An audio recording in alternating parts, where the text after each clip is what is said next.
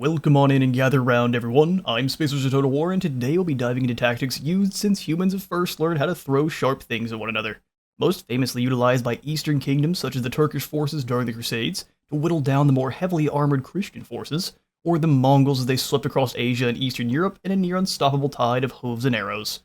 I will warn you in advance, most of these tactics are considered cowardly and extremely annoying to deal with, so you should use them against your friends every chance you get until they learn. There are many names for the different skirmisher tactics. The main ones we'll focus on are the false retreat and delayed engagement, the first of which will match up best with your speedy melee armies, and the second for any speedy missile armies. No matter which basic version we'll be looking at, both will require your units to be faster than your opponent, or have some way to slow their pursuers, like poison attacks or frostbite. Otherwise, they'll just end up trampled in a bloody heap. We'll start first with the false retreat. Best utilized by your clan Eshin armies, Night Goblins, and Slaanesh, which will be our example for today. Since this isn't actually a formation, it is more of a battlefield strategy, the composition is going to be entirely up to you. But for this small army example, we'll have a melee hero, 4 defensive marauder units, 3 demonettes, 2 fiends of Slaanesh for dealing damage. Slaanesh is going to have an extra tool you should always make use of when piloting the Dark Prince's forces, and that is the Pavane of Slaanesh spell.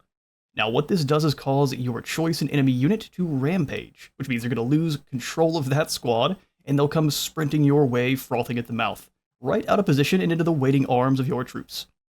Use this to shut down enemy spellcasters completely, or force their cavalry into frontal charge straight to doom. It's amazing. We are outnumbered across the field here today by our Druchii foes in this example battle, and they've even got dark shards. Ooh, how scary. But that's not going to matter once we activate the dreaded false retreat loop.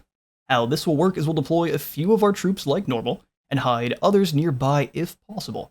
If not, we'll just leave them a bit behind our main troops on the flanks, with the hero to anchor our unit leadership and screen for your damage dealers. Act like you're deploying your main force to battle like normal.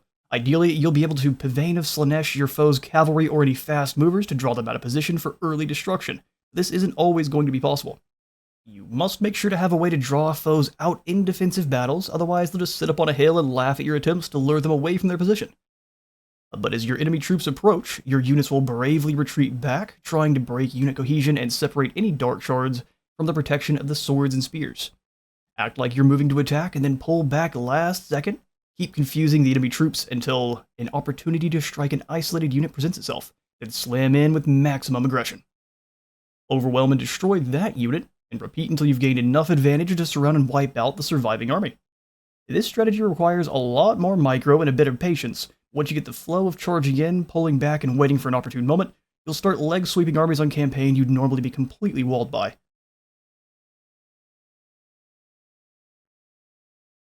Next up, we'll show off the delayed engagement with the Wood Elves, also known as shoot pointy sticks and run till no one's chasing you anymore.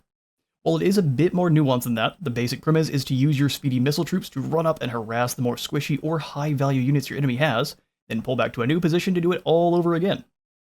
You can easily do this with all missile armies, but this is usually going to result in a blood feud with whomever you use it on, so we'll be showing off with a hybrid-focused army. Our lineup is going to be a Glade Lord, Waystalker, Spellslinger of Shadows, and a mix of heavy and light defensive spears, and then a nasty assortment of skirmishing missile troops. The firewall moving trait is an absolute must for this tactic, so you can keep up the damage even while running away from danger.